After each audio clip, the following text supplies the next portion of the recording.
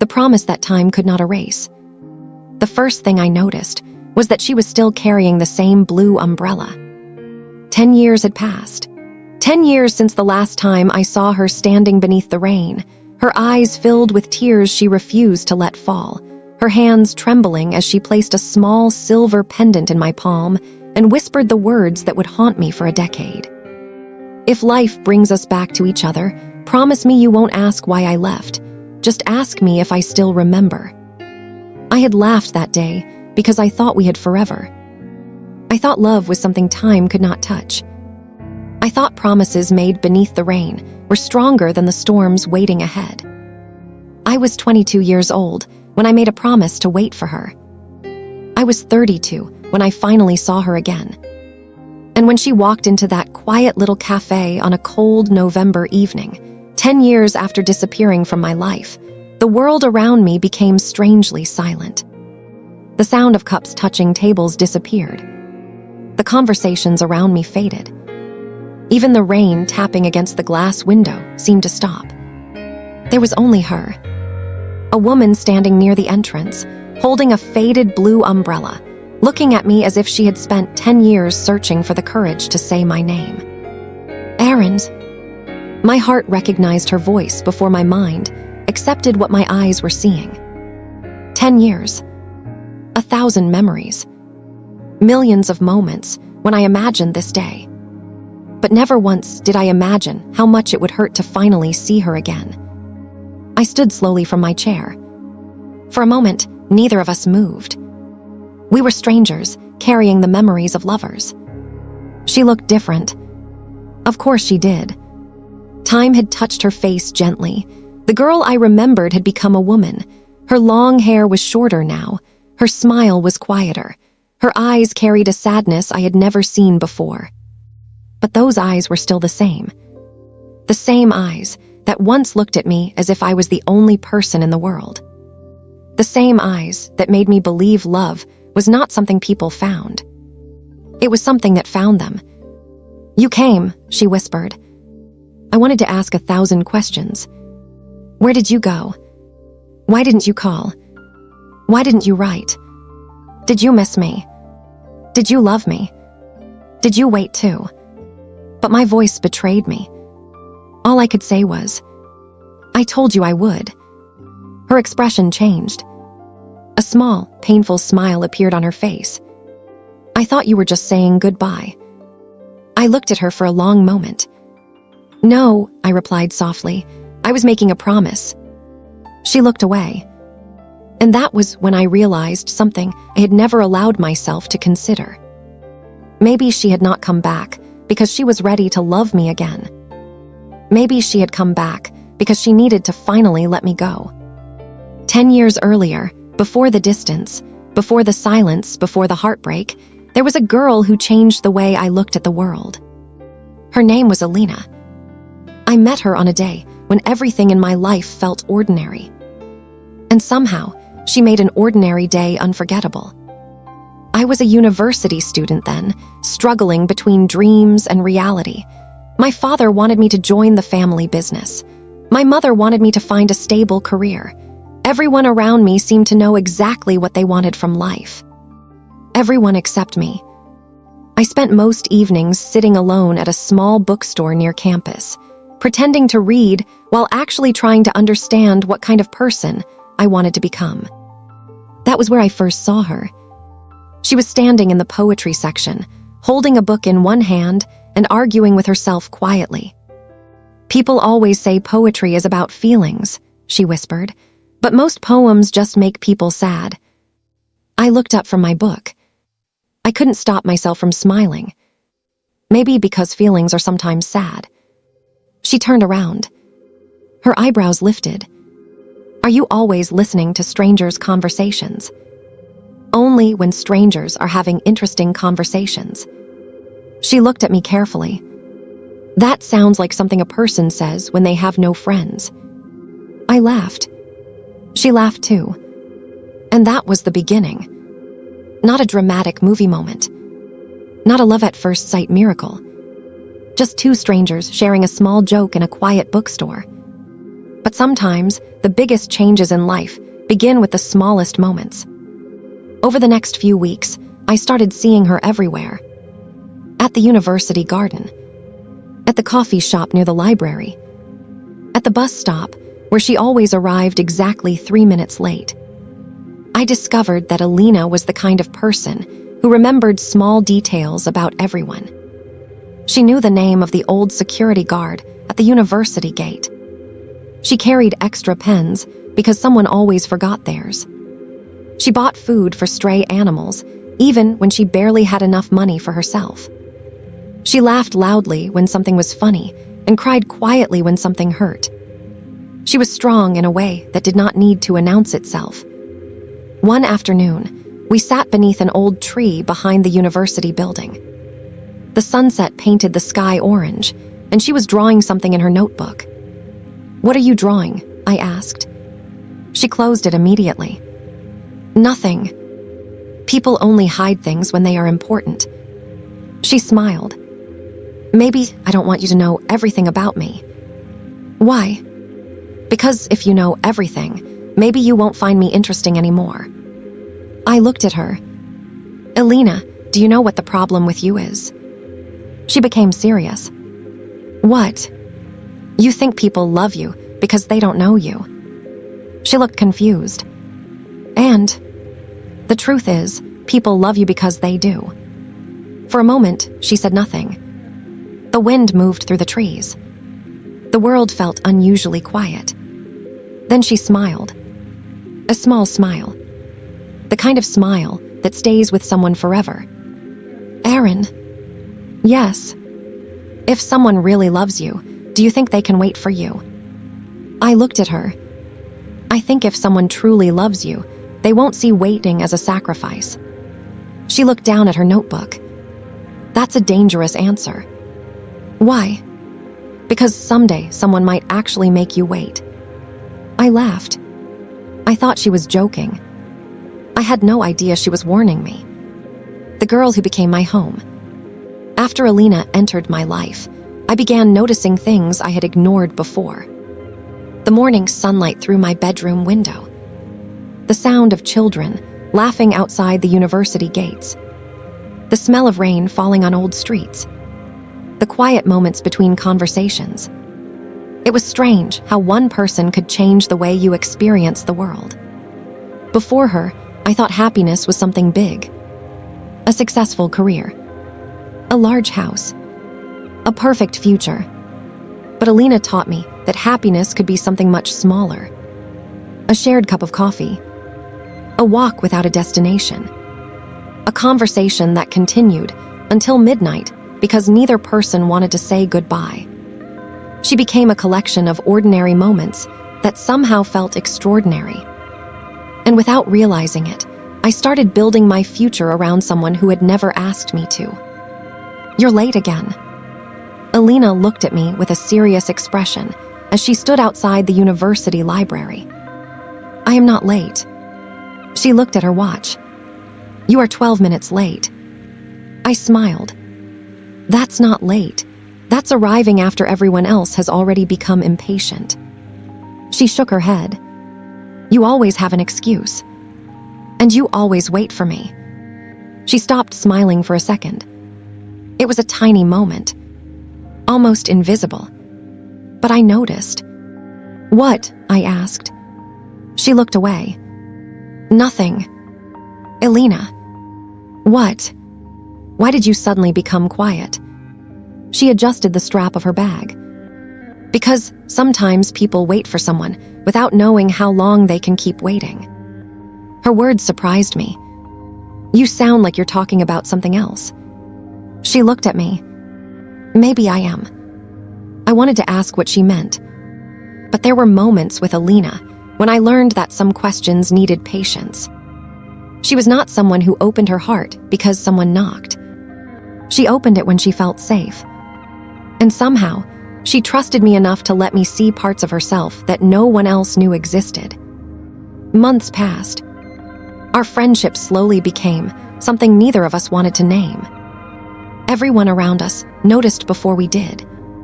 "You two are impossible," my best friend Daniel said one afternoon. We were sitting outside a small restaurant near campus. "What do you mean?" I asked. Daniel laughed. "You act like an old married couple, but both of you are too scared to admit you like each other." Elena almost dropped her drink. "That's ridiculous." "Is it?" Daniel asked. "Yes." "Then why do you know Arin hates tomatoes?" She looked confused. "Because he told me." "And why does Arin know you always cry during emotional movies, but pretend you don't?" Silence. I looked at Elena.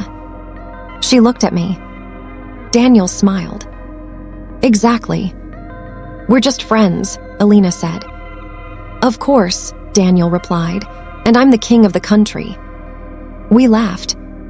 But later that evening, when Elena and I walked home together, neither of us spoke about Daniel's words. Sometimes people say things that reveal truths we are afraid to admit. The moment I knew I loved Elena happened on a rainy evening. Not because she looked beautiful in the rain. Not because it was romantic. The truth was much simpler. I saw her sitting alone at the bus stop, holding an umbrella over an elderly woman who was waiting beside her. Elena was getting completely soaked. Her own clothes were wet. Her hair was dripping, but she didn't move the umbrella away. When the bus arrived, the woman smiled and thanked her. Elena simply smiled back. After the bus left, she realized I had been watching. "You followed me?" she asked. "No." "Then why are you standing here?" I looked at her. "Because I was wondering if you know how rare you are." She frowned. "Rare? Most people protect themselves first. And you protect everyone else." She became quiet. Rain fell between us. "Arin," she said softly. "Yes." "Don't say things like that." "Why?" "Because someday I might believe you." I stepped closer. "I hope you do." For the first time, neither of us looked away. The rain continued falling. The city continued moving. But for a few seconds, it felt like the entire world had stopped to let us understand something. We were no longer just friends. We both knew. A few days later, I took Elena to the place where I went whenever life felt confusing.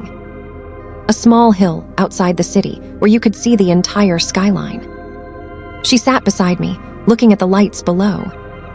"It's beautiful," she whispered. "Yes." "The city." I looked at her. "No." She smiled. "You are becoming very confident." "I'm just telling the truth." She became quiet. Then she asked, "Do you ever think about the future?" "All the time." "What do you see?" I looked at the city. "I see myself doing something meaningful, making my parents proud, becoming someone I can respect." And I turned toward her. "And I see you." Her smile faded slightly. "Me?" "Yes." "Why?" "Because every future I imagine somehow has you in it." She looked down. "Arin's." "What?" "What if life doesn't allow that future?" I felt something unusual in her voice. Fear. Not doubt. Fear. Why wouldn't it? She remained silent. The wind moved through her hair. Finally, she said, "Because sometimes people have dreams they cannot choose." I didn't understand. Not then. I thought love was enough. I thought if two people loved each other, nothing could separate them. I was young. I believed promises were stronger than circumstances. I believed tomorrow was something we could control. But life has a way of teaching lessons we never asked to learn. 1 month later, Elena and I finally admitted what we both already knew. We were in the same bookstore where we first met. The same poetry section. The same quiet corner.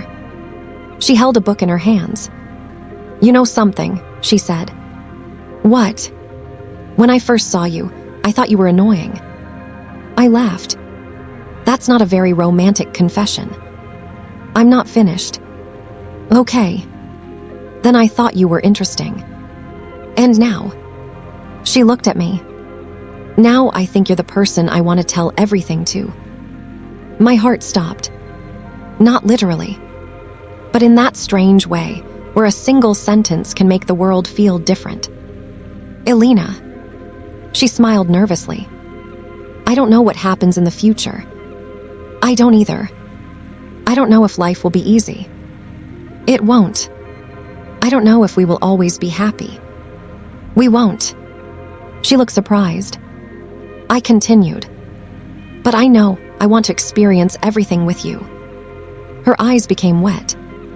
Even the difficult parts. Especially those. She looked at me for a long time. Then she whispered, I think I have loved you longer than I was willing to admit. And that was how our story truly began. Two young people believing they had found forever. Two hearts unaware that forever would soon be tested. Because sometimes the strongest promises are not made when everything is perfect. They are made moments before everything falls apart. 10 years later, sitting across from Elena in that cafe, I finally understood something. The hardest part about waiting for someone was not the loneliness. It was wondering whether the person you waited for was waiting too. And as Elena looked at me across the table, I saw the question in her eyes. The same question that had lived inside my heart for 10 years. Did you still love me? Neither of us had the courage to ask. Not yet. But soon, the past would return. And with it would come the truth about why she left. The last summer before goodbye. The summer before Elena disappeared was the happiest summer of my life. Looking back now, that is the cruelest thing about memories. They do not warn you when they are becoming the last ones. A person can laugh with you one final time without knowing it is the final time. A person can hold your hand for the last time without realizing they will spend years wishing they could hold it again. At 22, I believed our story was just beginning. I did not know we were standing at the edge of the chapter that would change everything. After we admitted our feelings, life seemed brighter. Not perfect. Real life was never perfect. We still had exams, family problems, financial worries, and uncertain futures. But facing difficulties felt easier because we faced them together. Elena had a way of making problems feel smaller. Whenever I worried about my future, she would say, Arin, don't measure your life by how far you have gone. Measure it by how much you have grown. She always had words like that. Simple words. But somehow they stayed with me. She was studying literature, dreaming of becoming a writer. I want to create stories that make people feel less alone, she told me one evening. We were sitting in a small cafe, sharing a piece of cake because neither of us had enough money to buy two. That sounds like you, I said. What does that mean? You spend your whole life trying to make strangers feel cared for. She smiled. And what about you? What about me? What do you want? I thought for a moment. I want to build something that matters. Like what? I don't know yet. She looked at me seriously. Promise me something. What? Don't become someone who forgets his dreams because he is afraid. I smiled. Why are you always making promises with me? Because promises remind people of who they want to become. I reached across the table and held her hand. Then I have one for you. She looked curious. What? Promise me you will never disappear without telling me why. The smile on her face slowly faded. It was only for a second, but I saw it. A shadow crossed her eyes. A sadness she quickly hid. Why would I disappear? I don't know. Arin. What? Some questions are dangerous because they become real when you ask them. I laughed softly. You are strain. Maybe. But I love that about you. She looked away, pretending to be annoyed. But I saw her smile. I thought that was the end of the conversation. I was wrong. A few weeks later, everything changed. It started with small things. Elena became quieter. She stopped talking about the future. She stopped making plans months ahead. She started looking at me like she was trying to memorize my face. At first, I thought she was stressed. Everyone gets overwhelmed. Everyone has difficult days. But Elena was different. I knew her silence. And this was not normal silence. This was goodbye waiting for a moment to happen. One evening, I found her sitting alone near the university lake. The sun was setting behind the trees. She was holding the silver pendant she always wore. The same pendant she would eventually give me. I walked toward her. "You disappeared." She looked up. "I was here. You know what I mean." She smiled sadly. "Yes." I sat beside her. For several minutes, neither of us spoke. Finally, I asked, "Are you okay?" She looked at the water. "Do you ever wish life was simpler? Every day. What if you had to choose between what you want and what you have to do?" "I guess it depends." "On what?" "On what I might lose." She nodded slowly. "Exactly." I turned toward her. "Elena, what's happening?" She looked at me. For a moment, I thought she would tell me everything. I thought she would finally explain the sadness I had been seeing. Instead, she said, "Nothing." That word hurt more than any painful truth, because I knew she was lying. The next morning, Elena did not come to class. She did not answer my messages. She did not return my calls. By evening, I was standing outside her apartment. Her neighbor opened the door. "Are you looking for Elena?" My heart immediately tightened. "Yes, is she home?" The woman looked uncomfortable. "She left this morning." "Left?"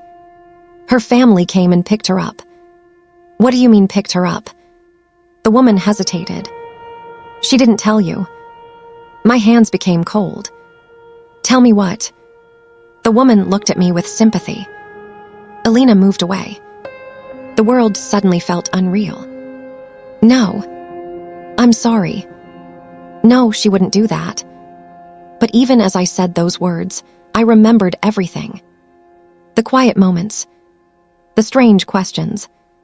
The way she looked at me like she was saying goodbye before leaving. I walked away without knowing where I was going. I kept calling her. Again. Again. Again. No answer. That night, I sat outside the bookstore where we first met. The city moved around me. People walked past. Cars drove by. Everyone continued living. But my life had stopped. At midnight, my phone finally rang. Her name appeared on the screen. "Elena." I answered immediately. "Where are you?" There was silence. Then I heard her breathing. "Arin." Her voice was shaking. "Why did you leave?" Another silence. "I had to." "Had to?" "Yes." "You couldn't even tell me." "I wanted to." "Then why didn't you?" Her voice broke. "Because if I saw you, I wouldn't be able to go." That sentence destroyed me. I closed my eyes. "Then don't go." "Arin, please." "I can't." "Why?" Another silence. Then she whispered, "Because sometimes loving someone means letting them hate you." I felt tears burning my eyes. "I could never hate you." "You will." "No." "You will when you understand." "Understand what?" But she did not answer. Instead, she said something I would remember for 10 years. "Arin, promise me you will live your life." I held the phone tightly. "Only if you promise you'll come back." She cried quietly. And then she said, "I promise." The call ended. That was the last time I heard her voice for 10 years. The next day, I found an envelope outside my apartment door. My name was written on it. Inside was the silver pendant. And a letter. The letter was only 3 pages. But those 3 pages changed my entire life. The first line said, "My dear Arin, if you are reading this, then I have already done the hardest thing I have ever done, leaving the person I love most." I read the letter once, then again, but every time I reached the same sentence, my hands began shaking. Because finally, I understood. Elena did not leave because she stopped loving me. She left because she loved me too much. And the reason behind her disappearance was something I never expected. Something that would force me to wait. Something that would take 10 years to heal. The letter that changed everything. I kept Elena's letter for 10 years.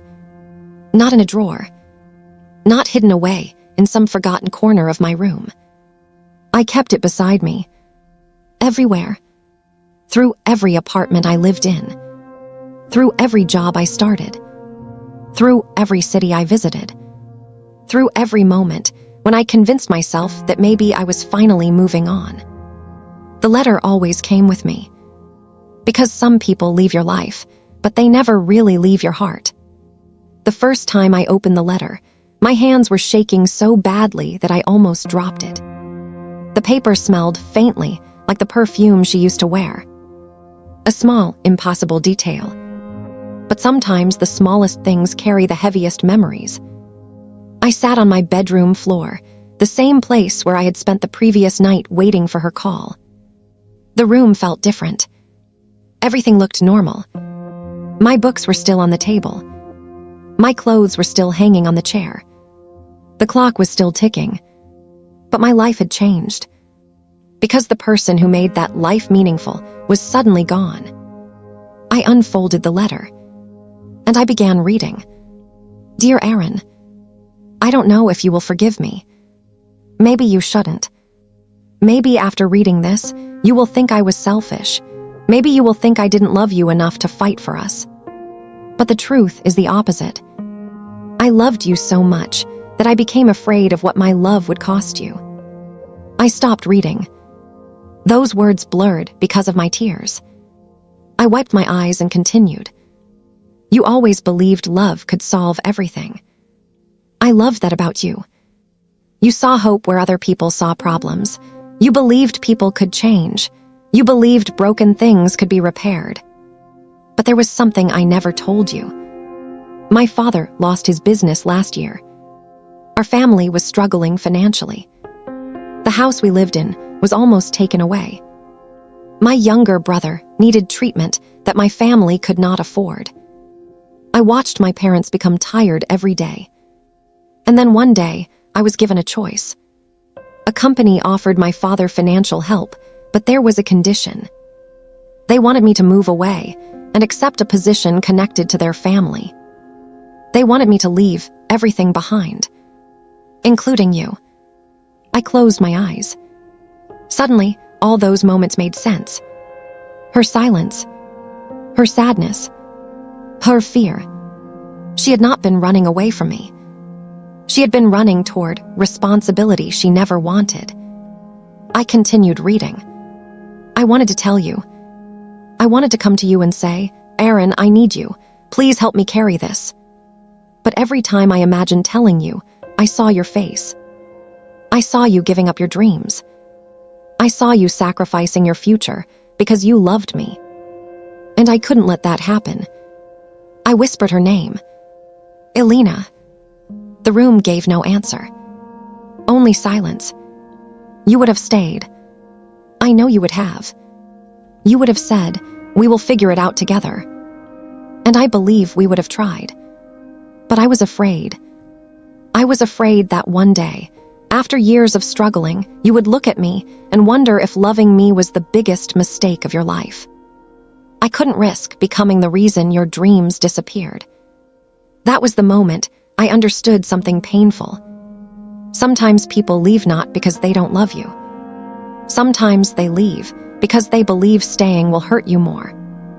But love is complicated. Because one person's sacrifice can become another person's heartbreak. The letter continued. There is something else I need to tell you.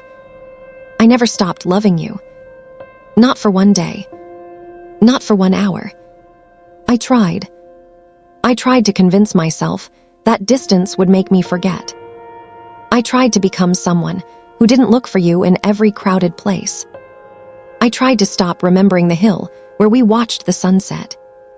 I tried to stop thinking about the bookstore where we met. But I couldn't. Because forgetting you would mean forgetting the happiest version of myself. I held the letter against my chest. For the first time since she left, I allowed myself to cry. Not the quiet tears I had hidden from everyone. Not the tears of anger. These were different. They were tears of understanding. The final paragraph was the one I read thousands of times over the years.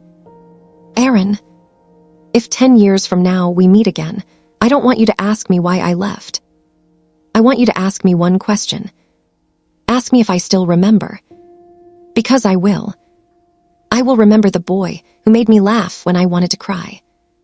The boy who believed in me when I didn't believe in myself.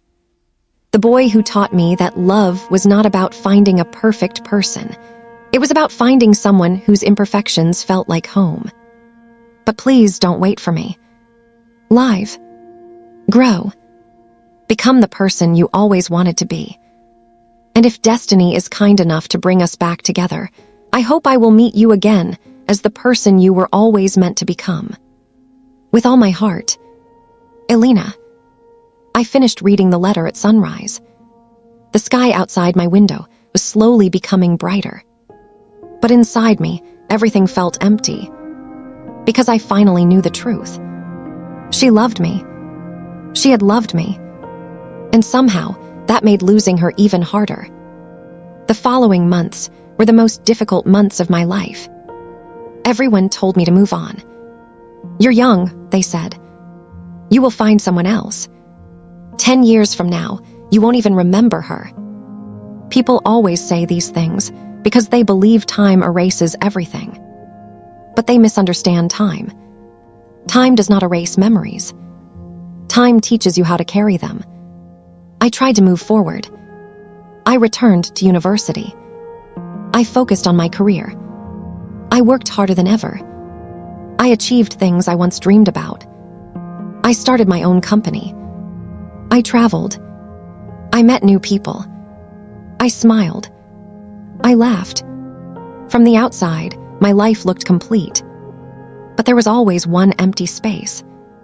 A space only one person could fill. 5 years after Elena left, I stood on the same hill where we had once promised each other forever. The city below had changed. New buildings had appeared. New roads had been built. The world had continued. I held the silver pendant in my hand. I had carried it for 5 years. I had never taken it off. A friend once asked me, "Why are you still holding on to someone who might never return?" I didn't know how to explain. Because waiting was not about refusing to live. I was living. I was becoming stronger. I was building my future. But somewhere deep inside, there was still a quiet voice saying, "Some stories are not finished yet." 10 years passed. 10 years of birthdays without her. 10 years of holidays without her. 10 years of seeing places where I wished she was standing beside me. 10 years of wondering if she remembered. Then one evening, my phone rang. A number I did not recognize appeared on the screen. I almost ignored it. Almost. But something inside me told me to answer. I lifted the phone. "Hello." There was silence. Then a voice. A voice I had waited 10 years to hear. "Arin." I froze. The world stopped.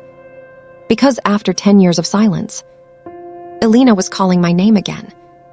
The daytime brought her back. For 10 years, I had imagined hearing her voice again. I imagined it during quiet nights when sleep refused to come. I imagined it while walking through crowded streets, where every stranger's face made me wonder if it could be her. I imagined what I would say. I imagined asking every question I had carried inside my heart. But when the moment finally arrived, I discovered something unexpected. I had no words. After 10 years of waiting, the person I had dreamed about was suddenly on the other end of the phone. And all I could do was breathe. Arin. Her voice was softer than I remembered. Or maybe my memory had made it softer. Elena. Saying her name felt impossible. Like touching something I thought I had lost forever. There was silence between us. Not an uncomfortable silence. A heavy silence. The kind that carries 10 years of things left unsaid. I didn't know if you would answer, she finally said. I closed my eyes. I didn't know if you would call. A quiet breath came from her side. I almost didn't. Why? Another pause. Because I was afraid. The old Elena would have hidden her fear. The woman on the phone admitted it. And somehow, that hurt more. Afraid of what? Afraid that you would hate me. I looked at the silver pendant around my neck. The same pendant she gave me before leaving. Did you really think I could hate you? Her voice trembled. I didn't know anymore. I sat down slowly. The room around me felt unfamiliar. 10 years had passed, but suddenly I was 22 again. A young man waiting for a girl who promised she would return. Where are you? I asked. She became quiet. Arin, where are you? I'm back in the city. My heart stopped. You're here? Yes. How long? 3 days. 3 days. She had been here for 3 days. Living under the same sky. Walking the same streets. Breathing the same air. And I had no idea. Why didn't you call earlier? I was trying to find the courage. I almost laughed. Not because it was funny. Because it was painfully familiar. Even after 10 years, Elena was still the person who carried too much alone. Where can I see you? The silence that followed felt endless. Finally, she said, the old cafe. The place where we used to spend hours talking. The place where, years later, I would see her again. I'll be there tomorrow. Arin. Yes. I don't know what will happen when we meet. I looked out the window. The city lights reflected against the glass. Neither do I. Are you angry? I thought about it. 10 years of loneliness. 10 years of questions. 10 years of wondering if I meant anything to her. I was. And now, I closed my eyes. Now I just want to see you. The next evening, I arrived at the cafe 30 minutes early. Not because I was impatient. Because I had spent 10 years waiting. 30 minutes felt like nothing. I chose the same corner table where we used to sit. The table near the window. The table where she once wrote poems while I pretended not to watch her. The cafe had changed. The chairs were different. The walls had been painted. The menu was new. But somehow, the feeling remained. Memories have a strange way of living inside places. At exactly 7 o'clock, the door opened. And there she was. Elena. For a moment, I forgot how to breathe. She looked older. Not old. Just changed. There was confidence in her eyes now. The uncertainty of the girl I knew had become the strength of a woman who had survived difficult years. She slowly walked toward me. Every step carried 10 years. When she reached the table, she smiled faintly. Hi. Such a simple word. After everything. After 10 years. Just. Hi. I stood up. Neither of us knew whether we should hug. Whether we should shake hands. Whether we still had the right to touch each other. Finally, I said, "You still have the blue umbrella." She looked down at it.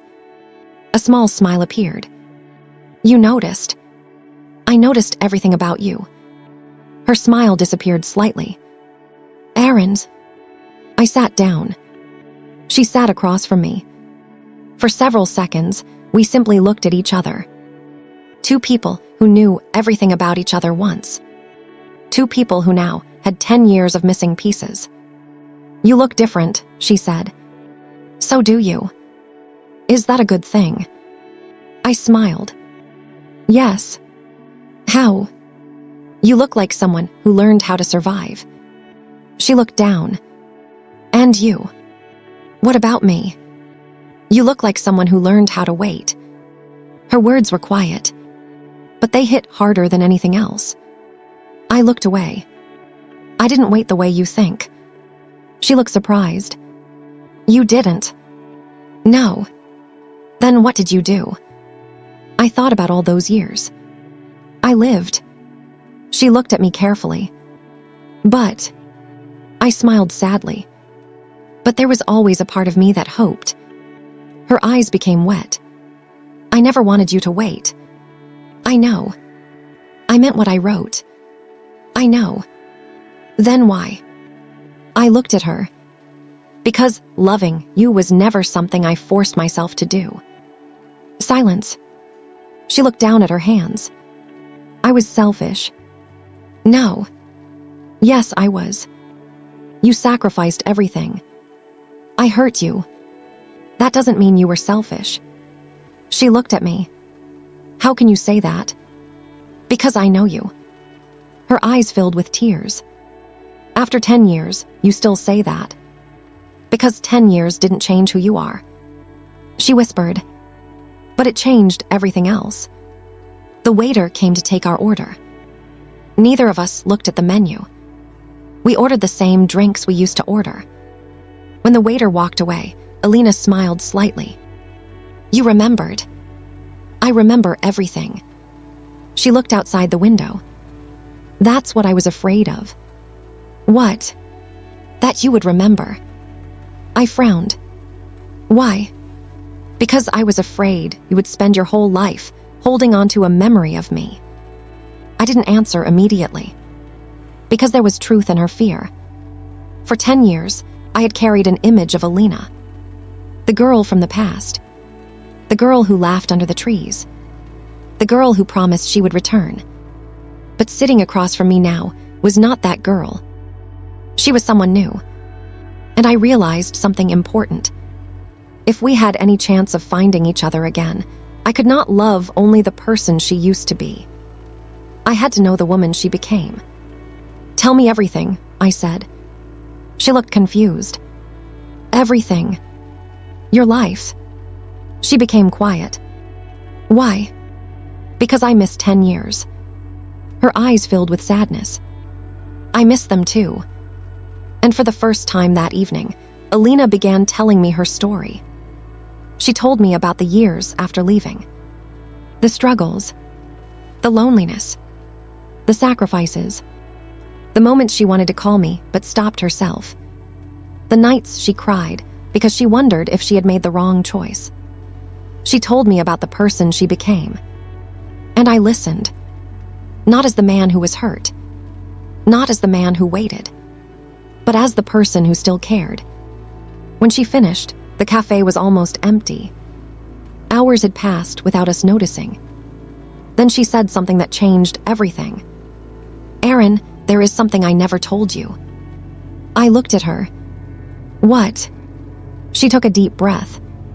"The reason I came back." She paused. "It wasn't only because I missed you."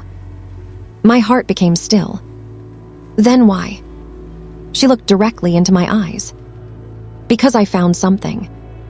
"What?" She reached into her bag and placed an old envelope on the table.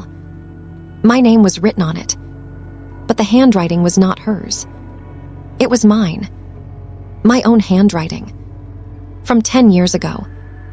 A letter I had written to her. A letter I thought she never received. The letter I never knew she had. For a few seconds, I could only stare at the envelope lying between us. My name was written on it. Not printed. Not typed. Written. By my own hand. I knew that handwriting. The slight curve of the letters. The way I pressed harder when writing the first letter of a name. The small mistake I always made when writing the letter A. It was mine, but I had never seen that envelope before. "Where did you get this?" I whispered. Elena looked at me with an expression I couldn't understand. A mixture of sadness and fear. "I found it among my old things." "Your old things?" She nodded. "After I left, I kept everything." I looked at the envelope again. My heartbeat became louder. "Elena, I know." "How?" She reached across the table, but stopped before touching my hand. Like she was afraid she no longer had the right. Because I was supposed to receive this before I left. My mind went back 10 years. To the last week before she disappeared. The week when I had planned something special. The week when I thought our lives were about to move forward. Back then, I had no idea Elena was preparing to leave.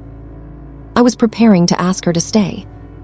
I had written that letter because I couldn't find the courage to say everything face to face. Funny how life works. Sometimes we spend so much time preparing for a beautiful moment that we don't realize a painful one is coming. The letter had been my confession. Not the first confession. That had already happened. This was something deeper. A promise. A promise about the future. I had written, "Elena, I don't know where life will take us. I don't know how many difficulties we will face. But I know one thing. If the world becomes difficult, I want to be the person standing beside you." I remembered every word. Because I had written it from my heart. But she never read it. Or at least, I thought she never did. "Why didn't you open it?" I asked. Elena looked down. "I did." My breath stopped. "You read it?" "Yes." "When?" "The night I left." The cafe suddenly felt too quiet. "You knew?" She nodded. "I found it in my apartment before I left." I stared at her. "Then why did you still go?" Her eyes filled with tears. "Because your letter was the reason I left." I felt confused. "What?" She touched the envelope gently.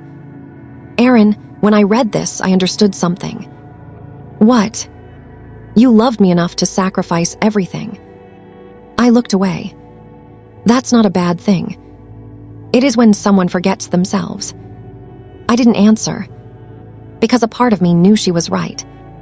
She continued, "Your letter said you wanted to follow me anywhere. You said you didn't care what happened as long as we were together." Because I meant it. I know. Then I realized I couldn't let you do that. Her voice became softer. "You were about to graduate. You had dreams. You wanted to build something. You wanted to make your parents proud. And I could have done all of that with you. I know. Then why did you decide for both of us?" The question came out stronger than I intended. Elena became silent. And for the first time that evening, I saw the pain she had carried. Not the pain of someone who left. The pain of someone who had been carrying a decision alone. Because someone had to be strong. Those words broke something inside me. "Elena, I know you hate that. I don't hate you. I know. Then stop acting like you had to suffer alone." Her eyes met mine. "Do you think I wanted to?" "No." "Do you think there was a single day I didn't want to call you?" "No." "Do you think leaving you was easy?" "No." Her voice broke. "Then why are you asking me questions I don't have answers for?" And suddenly, we were no longer two people sitting peacefully in a cafe. We were two people standing in the ruins of something beautiful. Two people finally saying the things they had buried for 10 years. The waiter quietly placed our drinks on the table and walked away. Neither of us touched them. The past was sitting between us. "You know what hurt the most?" I said. Elena looked at me. "Not that you left."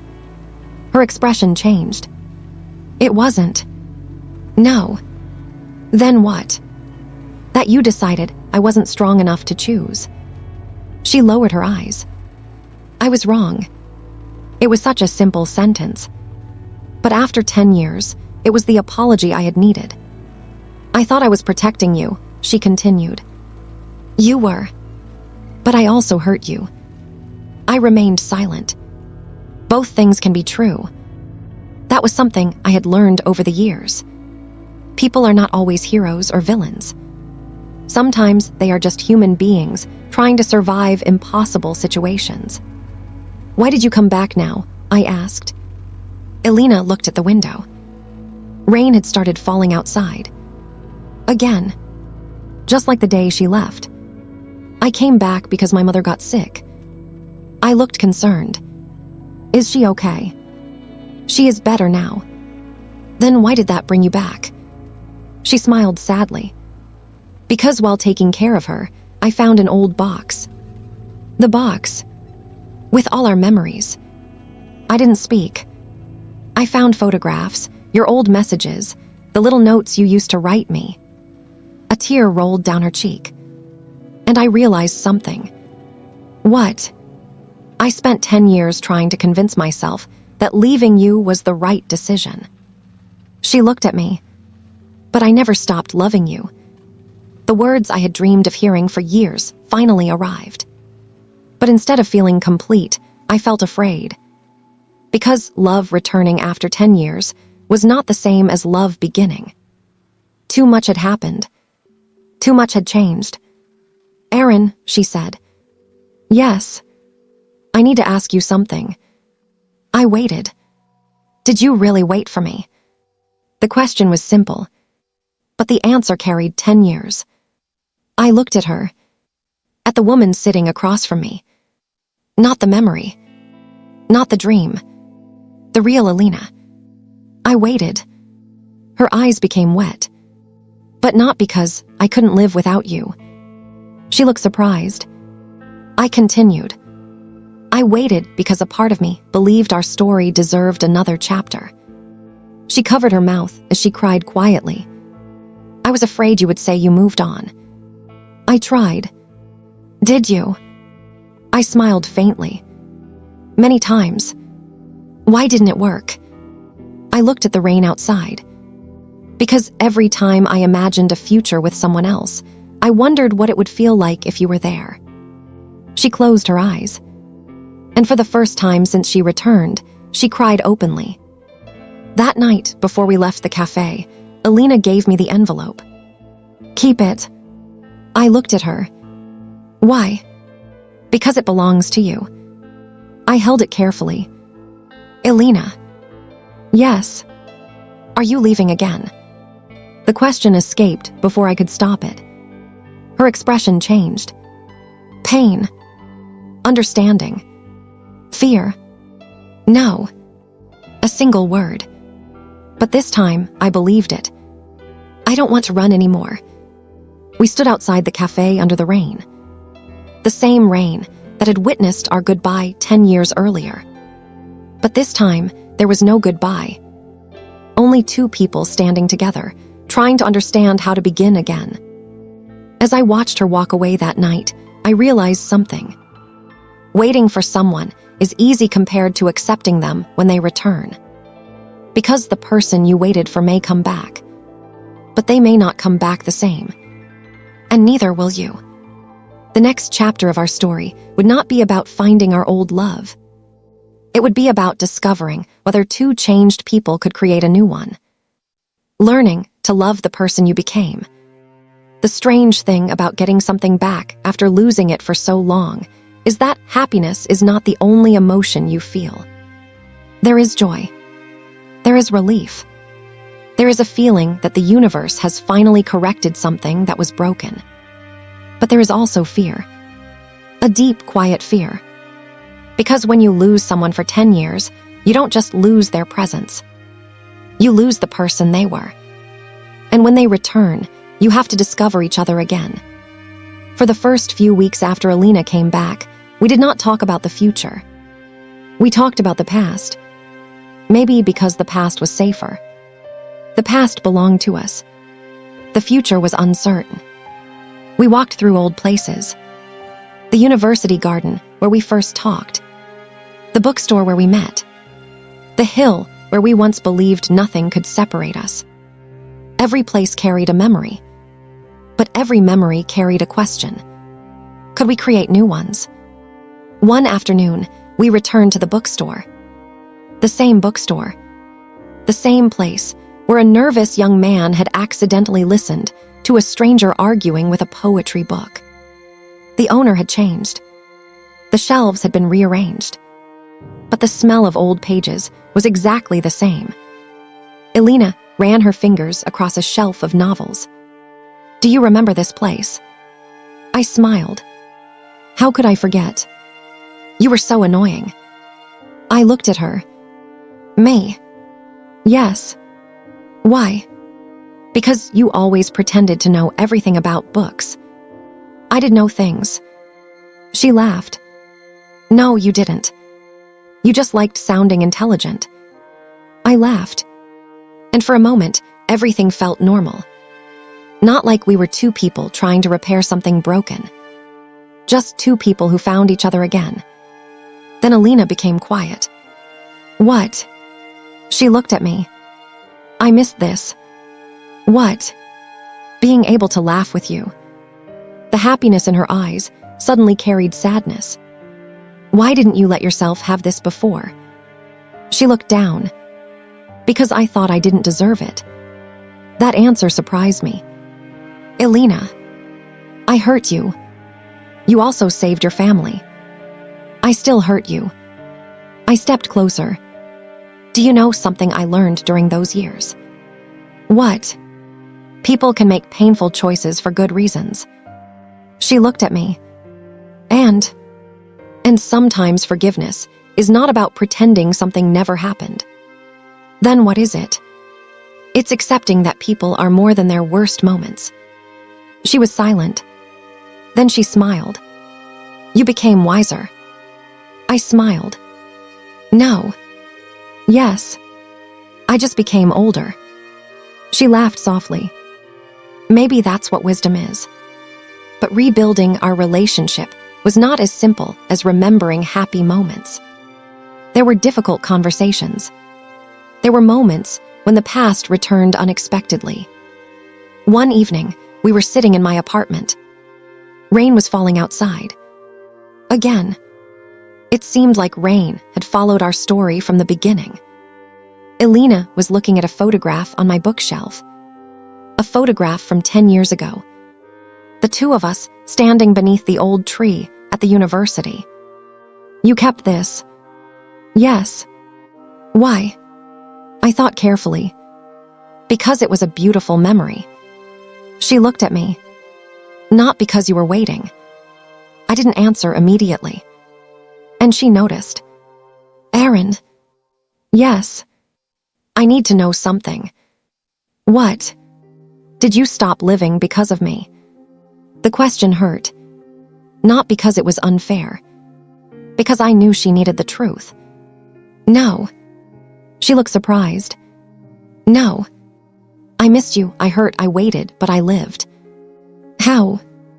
I looked around my apartment. My career grew, I traveled, I made friends, I learned things about myself. Then why did you keep the photograph? I smiled. Because moving forward doesn't mean destroying everything behind you. She looked at the photograph again. I spent 10 years thinking you would hate me. I never hated you. I know. Then why are you still afraid? She was quiet for a long time. Finally, she said, because I know how much I hurt you. I moved closer. Elena. She looked at me. The person who left me is not the person sitting here. Her eyes became emotional. And what if I make the same mistake again? Then we talk. What if I hurt you again? Then we heal. What if things become difficult? I smiled. They will. She looked at me. You still believe love solves everything? I shook my head. No. That surprised her. Then what do you believe? I looked at her. I believe love gives people the courage to face things that would be impossible alone. Slowly, we began creating a new relationship. Not the relationship we had lost. A different one. A more mature one. The old Elena knew my dreams. The new Elena understood my fears. The old me loved her because she made life beautiful. The new me loved her because she understood that life was not always beautiful. And somehow, that made the love stronger. One evening, we returned to the hill outside the city. The place where I had once told her that every future I imagined had her in it. The city lights spread below us. The wind moved gently. Elena sat beside me. Do you ever think about what would have happened if I never came back? I looked at the sky. Sometimes. What do you think? I smiled. I think I would have been okay. She looked at me. Okay. Yes. Not happy. I turned toward her. I would have found happiness. She became quiet. Then why did you need me? I smiled. Because needing someone and choosing someone are different. She looked at me carefully. Explain. I don't need you to complete my life. A small sadness appeared in her eyes. Then I continued. But I choose you because my life is better when you are part of it. Her eyes filled with tears. Arin, I spent 10 years waiting for you. She looked down. I know, but I don't want to spend the rest of my life waiting. Her expression changed. What do you want? I reached for her hand. I want to live with you. For the first time in 10 years, Elena did not look afraid of the future. She looked hopeful. But happiness is never as simple as reaching the end of a difficult journey. Sometimes, after people find their way back to each other, life tests them one more time. And our next challenge came from the place we least expected. Her past. A past she had never told me about. A secret she had carried alone for 10 years. A secret that would decide whether our second chance could truly survive. The secret she carried alone. There are secrets people keep because they want to deceive others. And there are secrets people keep because they are afraid the truth will destroy something precious. Elena's secret belonged to the second kind. I learned that on a quiet Sunday morning when I realized she was afraid of happiness. Not the fear of losing happiness. Something deeper. A fear that she did not deserve it. For several months after her return, we slowly rebuilt our lives around each other. We did not rush. We had already learned what happens when people try to control time. 10 years ago, we were young and believed love meant holding on tightly. Now we understood something different. Love was not about holding someone so they could never leave. Love was about creating a place where two people wanted to stay. We started with simple things. Morning coffee. Long walks. Late-night conversations. Learning each other's habits again. I discovered new things about Elena. She hated crowded places. She still talked to plants as if they were living friends. She still cried during emotional movies, but pretended she had something in her eye. She had become more confident, but she still carried the same gentle heart. But there was one thing that had changed. She was always waiting for something bad to happen. Whenever we had a beautiful moment, a shadow appeared in her eyes. Whenever she laughed too freely, she became quiet afterward. Like happiness was something she was borrowing and would eventually have to return. One evening, I asked her about it. We were sitting on my balcony. The city was quiet. Elena. Yes. Can I ask you something? She smiled. You always ask serious questions with that voice. What voice? The voice that means you have been thinking for hours. I laughed. Maybe. She looked at me. What is it? Why are you afraid? Her smile disappeared slightly. Afraid? Yes. Of what? I looked at her carefully. Of being happy. She became silent. For a long moment, she said nothing. Then she looked away. I don't know. Elena. She sighed. You always notice everything. Only about you. That made her smile briefly. But the sadness returned. There is something I never told you. My heart became still. Something about when you left. She nodded. I waited. Because I had learned something important about Elena. The more afraid she was to say something, the more important it was.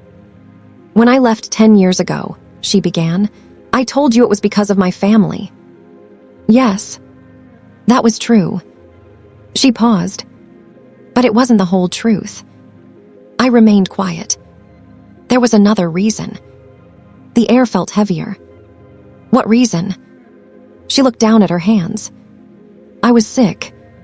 The word was quiet, but it felt loud. What? Before I left, I found out I had a serious health problem. I stared at her. Why didn't you tell me? Because I was afraid. Afraid of what? That you would stay. I couldn't understand. Elena. I knew you, Arin. You would have abandoned everything. No. Yes. She looked at me. You would have said my problems were your problems. You would have spent every day worrying about me. Because I loved you. I know. Her voice broke. And that's exactly why I couldn't tell you. I stood up and walked toward the balcony railing. Not because I was angry. Because I needed a moment. 10 years. 10 years of believing I understood why she left. And suddenly, there was another piece of the story. Another pain she had carried alone. What happened? I asked softly. She took a deep breath. The doctors found a condition that required treatment. It wasn't something that would disappear quickly. Are you okay now? Yes. How? Treatment, time, a lot of uncertainty. She smiled sadly. I spent years learning how fragile life can be. I turned around. Why didn't you tell me when you got better? She looked at me. Because by then, I was afraid it was too late. Too late. I thought you had built a new life. I waited. I didn't know that. I looked at her. How could you not know? Because I stayed away on purpose. The truth hurt. Not because she did something wrong. Because I realized how much pain she had carried. I thought leaving was the kindest thing I could do, she said. Was it? She looked at me. No. The honesty surprised me. I know now that love is not protecting someone by hiding the truth. I sat beside her again. Why tell me now? She looked at me. Because I don't want there to be any more walls between us. That sentence mattered. More than the secret. More than the past. Because after 10 years, she was finally choosing honesty. I held her hand.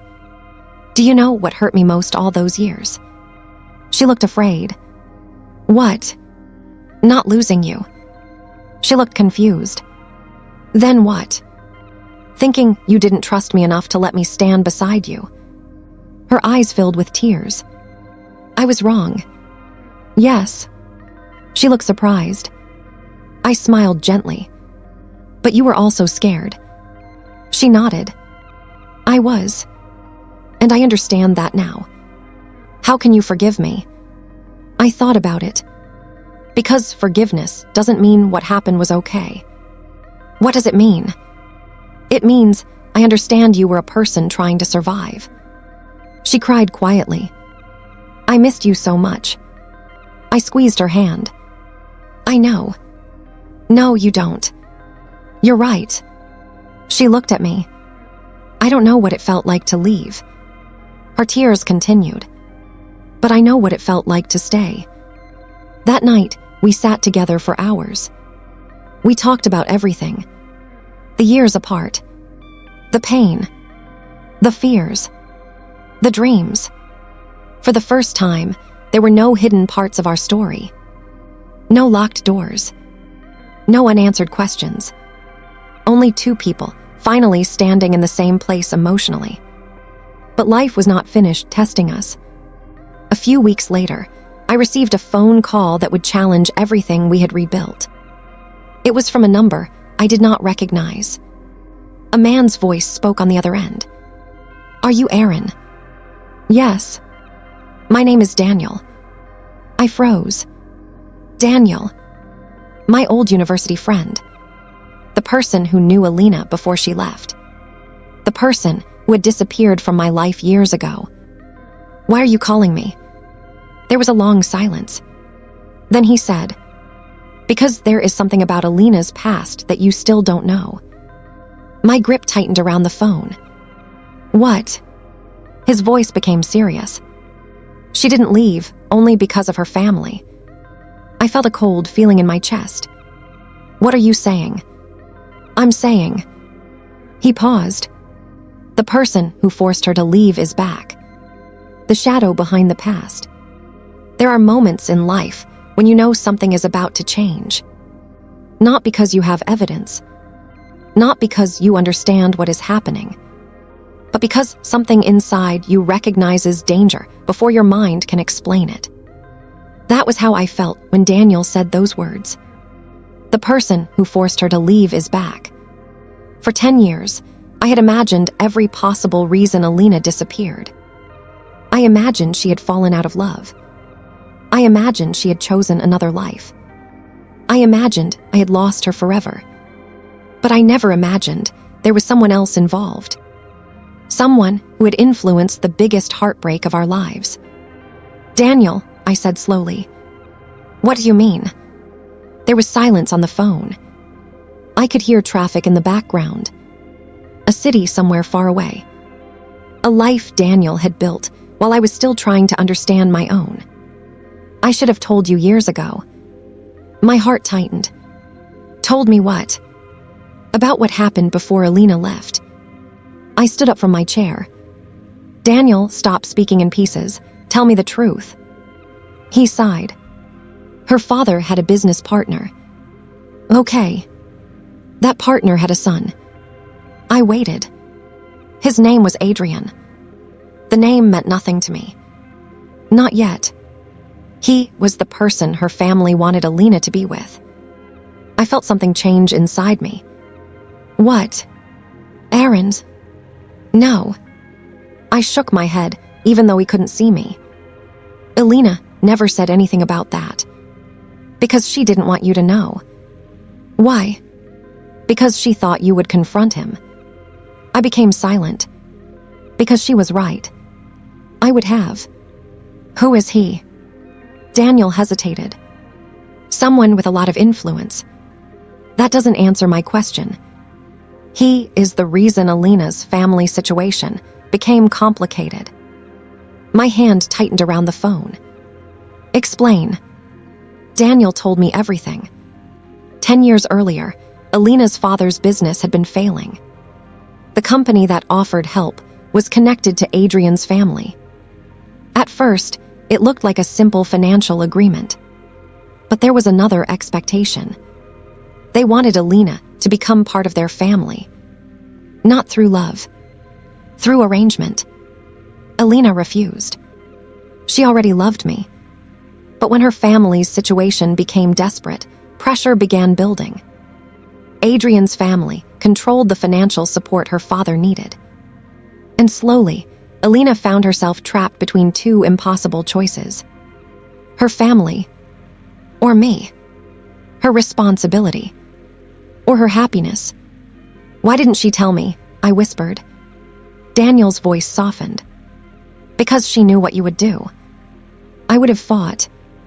Exactly. And she was afraid you would destroy your own future, fighting a battle you couldn't win. I closed my eyes. The painful thing was, I understood. That was the most frustrating part. I understood why Elena made her choice. But understanding did not remove the pain. "Where is Adrian now?" I asked. Daniel became quiet. Arin. Where? He came back to the city recently. Why? I don't know. But I already knew. People rarely return without a reason. Especially people connected to unfinished stories. When I ended the call, I sat alone for a long time. The apartment was silent. Elena's words came back to me. I don't want there to be any more walls between us. But there was still a wall. A person from her past. A person who had been part of the reason we lost 10 years. I didn't tell Elena about Daniel's call immediately. Not because I wanted to hide something, but because I wanted to understand. I had spent 10 years angry at a mystery. I didn't want to become angry at a person I had never met. The next evening, Elena came to my apartment. She immediately noticed something was wrong. You are quiet. I smiled faintly. You always notice. I learned from you. She sat beside me. What happened? I looked at her. For a moment, I wanted to tell her everything. But I stopped. Not because I didn't trust her. Because I saw something in her face. Fear. The same fear from 10 years ago. Nothing. She looked disappointed. Arin. Yes. Please don't become like me. I frowned. What do you mean? Don't carry things alone because you think you are protecting me. Her words hit me. Because they were exactly what she had done. And she knew it. I smiled sadly. You are right. She looked at me. So, I took her hand. Someone contacted me. Her expression changed. Who? Daniel. She became still. Daniel. Yes. Her fingers became cold. That reaction told me everything. She knew. What did he tell you? I watched her carefully. He mentioned someone named Adrian. The color slowly disappeared from her face. For several seconds, she said nothing. Then she whispered. He came back. I felt a weight in my chest. You knew. She looked away. Yes. When? A few weeks ago. I stood up. A few weeks. Arin's. You knew he was back. I was going to tell you. When? She looked hurt. When I understood what he wanted. I took a breath. The anger rising inside me was not against her. It was against the idea that our lives were still being affected by someone from the past. What does he want? Elena looked at me. And for the first time since she returned, I saw genuine fear. Me. The room became silent. Not the peaceful silence we had learned to share. A painful silence. Elena. He thinks because our families had an agreement, he still has a place in my life. But he doesn't. I know. Then why are you afraid? She looked down. Because people like Adrian don't accept losing. I felt anger rising. Did he threaten you? No. Then what? She looked at me. 10 years ago, he told me something. What? She took a deep breath. He said if I chose you, he would make sure your life became difficult. I froze. Did he? She nodded slowly. After I left, your first job opportunity disappeared. I stared at her. What? I found out later. My heart sank. Elena. He didn't just separate us. Her voice became quiet. He tried to erase the life we could have had. That night, I finally understood something. The 10 years we lost were not only because of circumstances, not only because of fear, not only because of sacrifice. Someone had actively tried to control our story. But there was something Adrian did not understand. He believed love was something that could be taken away through power, through money, through influence. He did not understand that, after 10 years apart, two people who still found their way back to each other were not easy to break. The next morning, I received another message. One sentence. From an unknown number. You waited 10 years for her. Let's see how long you can protect her this time. I stared at the screen. And for the first time in 10 years, I was not waiting. I was ready. The man who tried to rewrite our story. The message stayed on my phone for 3 days. I could have deleted it. I could have ignored it. I could have convinced myself that whoever sent it was only trying to scare me. But I knew better. Some threats are not frightening because of the words they contain. They are frightening because of the memories they awaken. For 10 years, I had lived with the pain of losing Elena. I had accepted that life could be unfair. I had accepted that some things happen beyond our control. But this was different. This was someone believing they had the right to decide our lives. And that was something I could not accept. I did not tell Elena about the message immediately. I knew she would blame herself. That was Elena's nature. She carried responsibility like a person carrying a heavy bag everywhere they went. Even when someone else placed the weight in her hands, she still believed it belonged to her. But I also knew something else. Keeping secrets was how we lost 10 years. I promised myself I would not repeat the same mistake. So that evening, I showed her. She read the message silently. Her face changed. Not fear. Pain. Arin's. I know. You shouldn't have gotten involved. I looked at her. Elena. No, listen to me. She stood up. This is exactly what I was afraid of. What? You getting hurt because of me. I walked closer. Because of you. Yes. I shook my head. No. She looked confused. No. No, Elena, not because of you. I pointed toward the phone. This happened because someone decided they had control over our lives. She looked away. I brought you into this. You brought me back into my own life. Her eyes filled with tears. I don't want you to fight my battles. I smiled gently. Good. She looked surprised. Good. Because I'm not fighting your battles. Then what are you doing? I held her hand. I'm standing beside you. The next day, we met Daniel. It had been years since we had all sat together. The 3 people who once shared university dreams.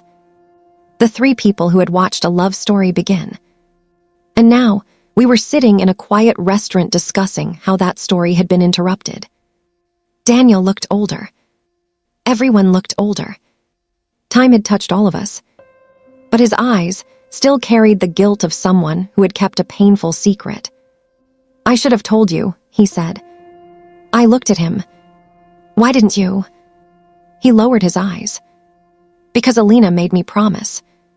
I looked at Elena. She sighed. I didn't want anyone else dragged into this. Daniel shook his head. That's what she always did. What? She protected everyone except herself. Elena looked away.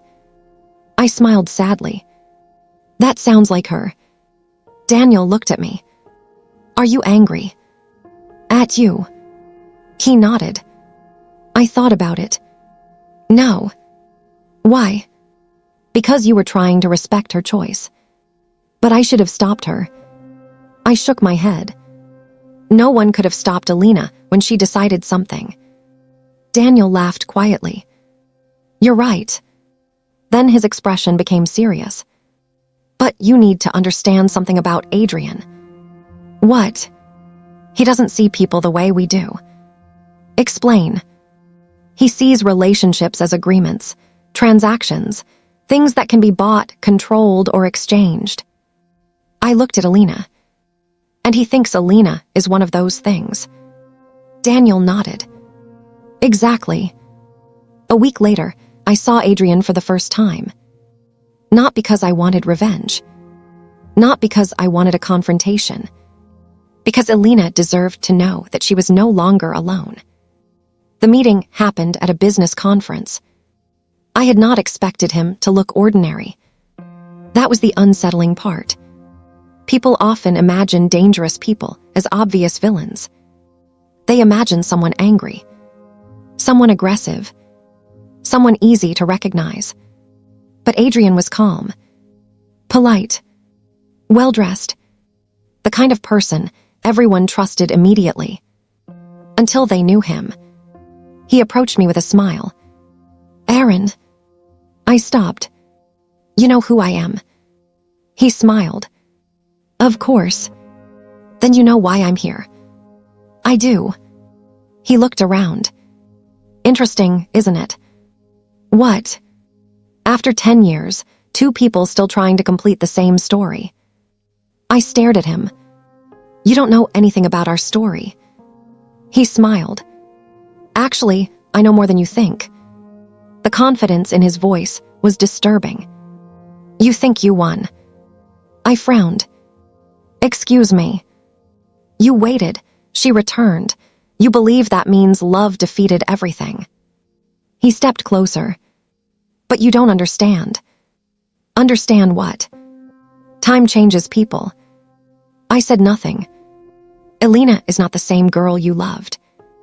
"I know." That answer surprised him. "You do?" "Yes." I looked directly at him.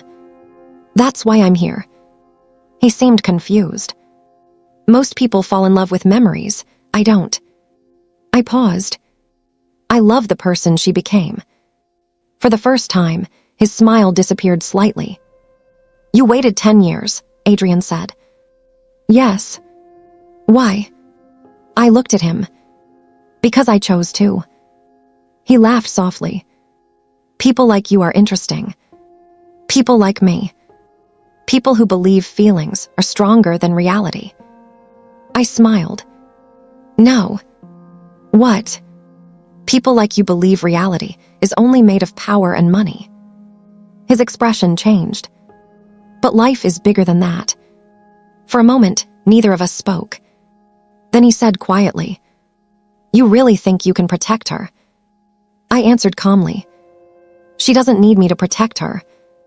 "Then why are you here?" "Because she deserves someone who stands beside her." That night, Elena asked me what happened. I told her everything. She listened quietly. Then she said something I never expected. "I'm not afraid of him anymore." I looked at her. "You aren't." She shook her head. "For 10 years, I thought I was weak because I ran away." She looked at the city outside. "But I realize now I was just someone trying to survive." She turned toward me. "And I don't want to survive anymore." I smiled. "What do you want?" Her answer was simple. "I want to live." The following weeks changed Elena. The woman who once disappeared because she believed she had no choice began making her own choices. She confronted her family. She refused old expectations. She rebuilt relationships she had damaged. She stopped apologizing for existing. And I watched something beautiful happen. The girl who once left because she wanted to protect me became a woman who finally learned how to protect herself. But Adrian was not finished.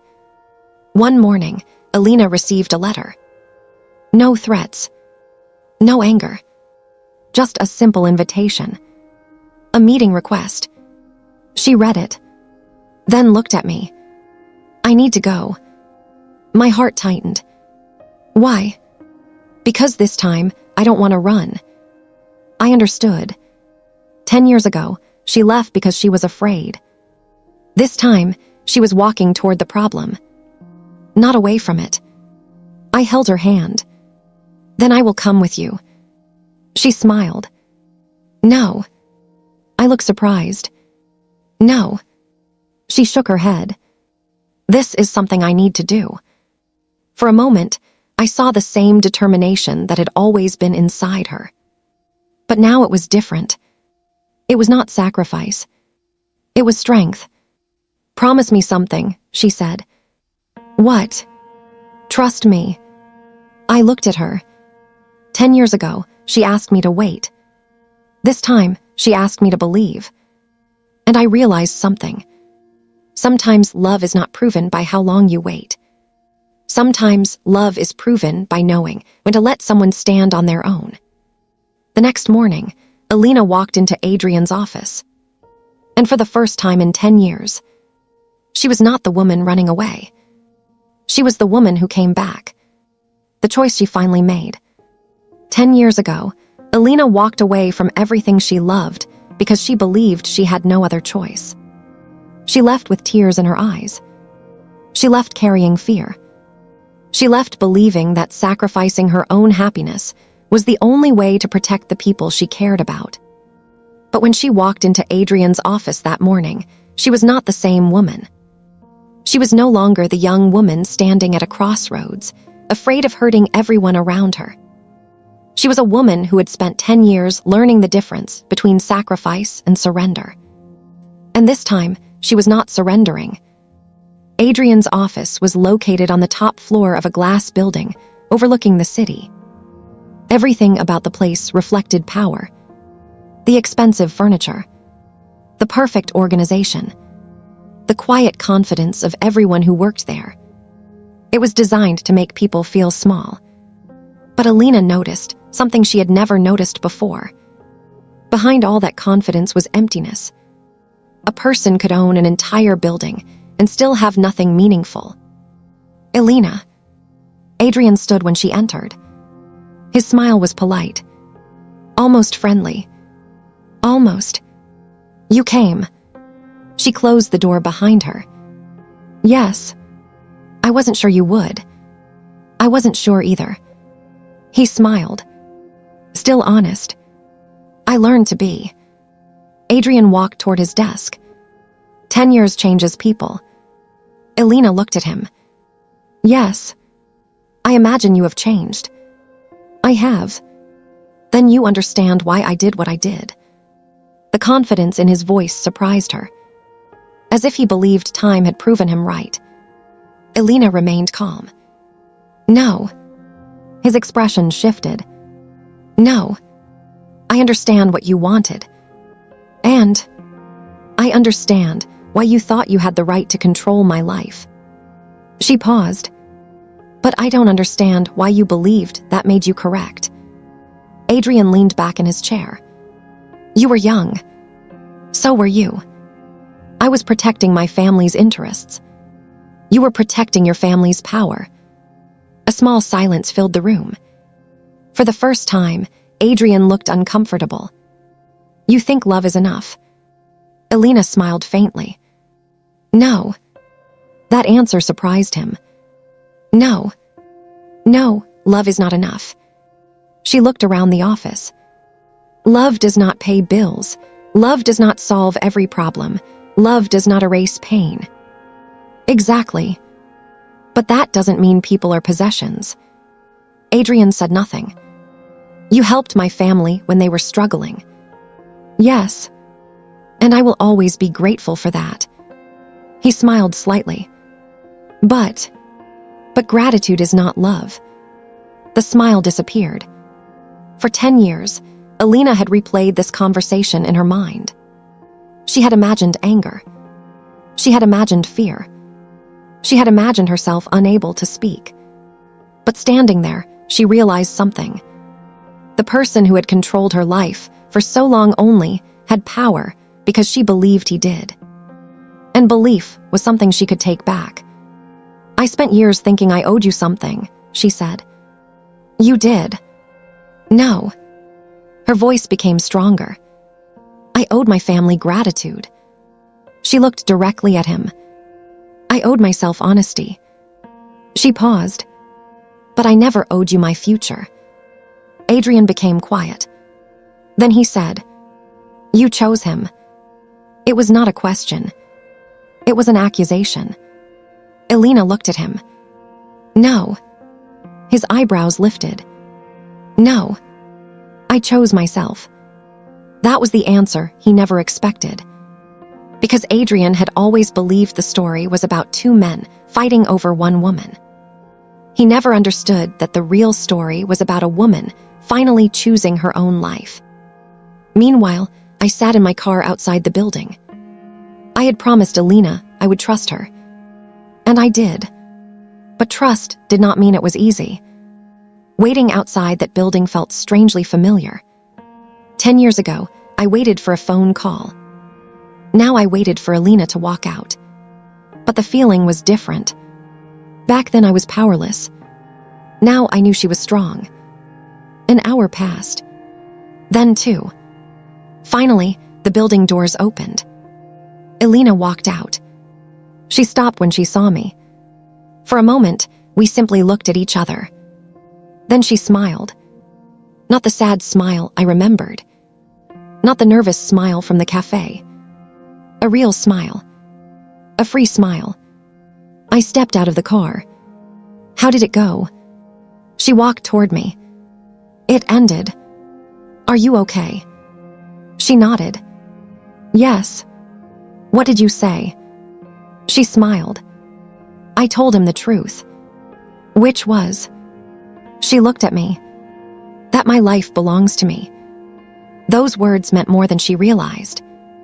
Because 10 years ago, Elena had believed love required losing herself. Now she understood something different. Real love does not ask you to disappear. That evening, we walked through the city. No plans. No destination. Just walking. Like we used to. After a while, Elena said, "Can I ask you something?" Of course. Did you ever regret waiting? I thought about it. A simple answer would have been easy. But she deserved honesty. Sometimes. She looked surprised. Sometimes. Yes. When? On difficult days. She looked down. What did you regret?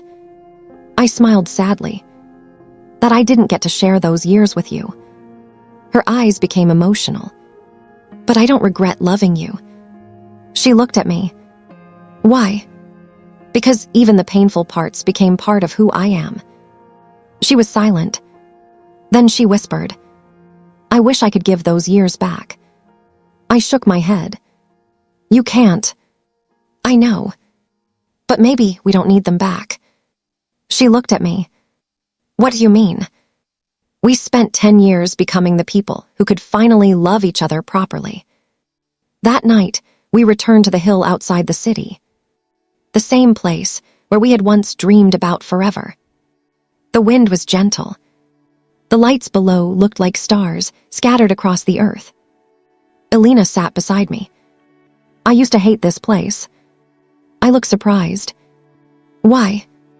Because this was where I realized I loved you too much to leave. I became quiet. She continued. I came here after I left. You did. Many times. I looked at her. Why didn't you tell me? Because I was still afraid. She touched the pendant around my neck. You kept it. Yes. Why? I smiled. Because you gave it to me. She looked at it carefully. I thought you would throw it away. I tried. She looked surprised. You did. Many times. What stopped you? I looked at her. Every time I held it, I remembered something. What? That love can hurt and still be worth something. The stars appeared above us. For the first time, there was no past standing between us. No secrets. No fear. No unanswered questions.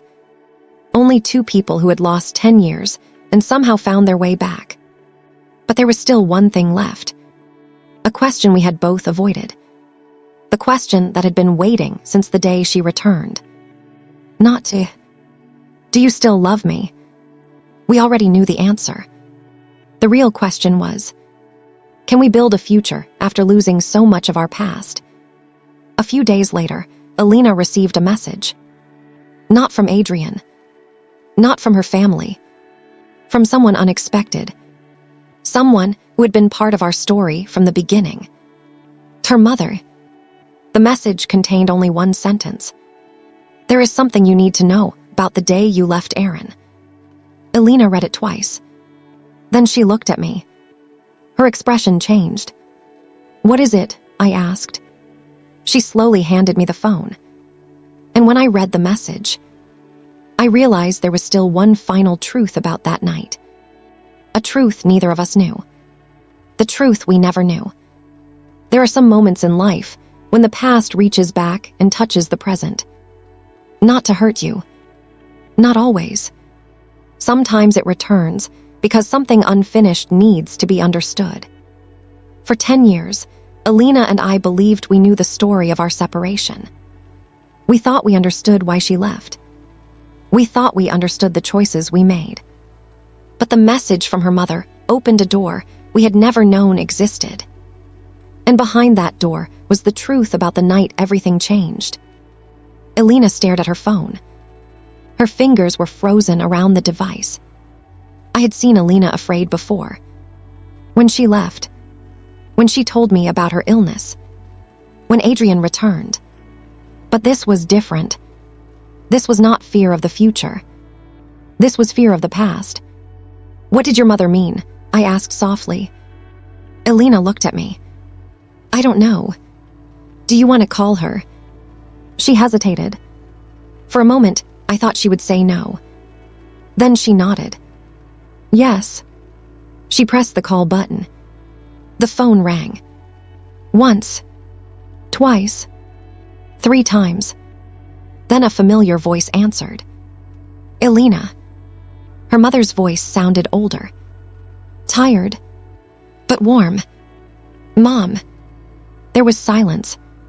Then her mother said, "Are you with Arin?" Elena looked at me. "Yes." Another silence. I knew this day would come. My heart tightened. "What day?" Elena asked. "The day you both would finally learn the whole truth." We listened quietly as Elena's mother began speaking. 10 years ago, on the day Elena left, something happened that neither of us knew. The family situation had been worse than Elena had told me. Much worse. Her father's business was not only failing, it was being deliberately pushed toward failure. By someone who wanted control. Someone who benefited from their desperation. And that person was not only Adrian. It was someone inside their own business circle. Someone they trusted. "Why didn't you tell us?" Elena asked. Her mother's voice became emotional. "Because I was afraid." "Afraid of what?" "Of losing you." Elena closed her eyes. Her mother continued. "When Adrian's family offered help, we thought they were saving us. But they weren't. No." A painful pause. They were creating a situation where we would need them. I looked at Elena. She looked back at me. Suddenly, many things made sense. The pressure. The urgency. The impossible choices. "Mom," Elena whispered. "Why are you telling me now?" "Because I saw you yesterday." Elena became confused. "You saw me?" "Yes." "When?" "From a distance." Her voice broke. "I saw you walking with Arin." Elena looked at me. "And I saw your face." Her mother paused. "You looked happy." The room became quiet. "After 10 years," her mother continued, "I realized something." "What?" "I spent years believing I was protecting my daughter by letting her sacrifice her happiness." Her voice trembled. "But I was wrong." Elena wiped her tears. "Mom, I should have told you to choose yourself." "No." "Yes." Her mother's voice became stronger. "I was your mother. My job was to protect you, but I allowed fear to make decisions for all of us." Nobody spoke. Because sometimes apologies cannot erase the past. But they can finally bring peace to it. After the call ended, Elena sat quietly. I waited. I had learned that some emotions need space before words. Finally, she said, "I spent 10 years believing I destroyed our future." I sat beside her. "You didn't." I did. No. She looked at me. Arin. Elena. We looked at each other. Do you know what I believe? What? I believe our future wasn't destroyed. She looked confused. Then what happened? I smiled sadly. We were forced to take a longer road. That evening, Elena and I visited her parents. It was the first time I had seen them in 10 years. Her father looked much older. The confidence he once had was gone. But when he saw Elena standing beside me, something changed in his expression. Regret. Pure regret. Arin. I nodded. Mr. Reyes. He looked uncomfortable. You have every reason to hate me. I was surprised. I don't hate you. After everything. I thought about it. I was hurt. He lowered his eyes. But hate would mean I want to carry this pain forever. He looked at me. And I don't. Her father looked at Elena. I am sorry. Those words were simple. But they carried 10 years. I should have protected your dreams. Elena cried quietly. I know you were scared. I was. But you made me scared too. Her father nodded. I know. That night was difficult. But it was necessary. Because healing does not happen when people pretend nothing happened. Healing happens when people finally admit what did. Weeks passed. Slowly, life began changing. Elena returned to writing. She started working on a book about human resilience. Not our love story. Not yet. A story about people who lose parts of themselves and learn how to become whole again. I continued growing my company. But something had changed. Success no longer felt like something I needed to prove. It felt like something I could share. One evening, Elena gave me a notebook. What is this? She smiled. Open it. Inside were pages filled with handwritten words. The first page had a title. The years between goodbye and hello. I looked at her. What is this? My story. Your story. Our story. I looked through the pages. There were memories. Thoughts. Things she had never said. One sentence caught my attention. I thought losing him was the price I had to pay for protecting him. I didn't understand that love does not need one person to disappear so another person can survive. I looked at her. When did you write this? Over the years. You kept writing. She smiled. I needed somewhere to put all the words I couldn't say to you. That night, we sat together under the same old tree at the university. The place where everything began. Elena rested her head on my shoulder. Do you ever think about what our younger selves would say if they saw us now? I smiled. They would probably think we look old. She laughed. Probably. Then they would ask why it took us so long. She became quiet. Would you tell them? I looked at her. Tell them what? That we found our way back. I smiled. Yes. What else? I held her hand. I would tell them something they didn't understand. What? That love is not measured by how quickly two people find each other. I looked at the woman beside me. It is measured by whether they still choose each other after life changes them. A year after Elena returned, I took her back to the cafe where we first reunited. The same table. The same window. The same place where two strangers became two people carrying 10 years of history. She looked around. Why did you bring me here? I smiled. Because I have something to ask you. Her expression changed. A mixture of surprise and nervousness. Arin's. I reached into my pocket. But before I could speak, she laughed through tears. You waited 10 years just to ask this. I smiled. No. Then why? Because 10 years ago, we made a promise. She looked at me. And I don't want to spend my future waiting anymore. I held her hand. I want to spend it choosing you. The next moment was quiet. No dramatic music. No perfect movie scene. Just two people. Two hearts. Two lives that had traveled through pain and somehow arrived at the same place. Elena smiled and whispered, "Yes." But even after finding love again, one question remained. A question people always ask when they hear our story. Was waiting 10 years worth it? The answer is not as simple as people expect. Because the truth is, I did not wait 10 years to get Elena back. I waited 10 years to become the person who could finally love her the way she deserved. And she did not return because she was the same girl I lost. She returned because she became the woman I had always hoped she would become. The life we almost lost. People often believe the hardest part of a love story is the moment two people separate. They are wrong. The hardest part is what comes after. The silence. The ordinary days. The moments when something beautiful becomes a memory, and you have to learn how to live around the empty space it left behind. But there is another difficult moment that people rarely talk about. The moment after two people find each other again. Because returning to someone is not the same as returning to the past. You cannot simply pick up where you left off.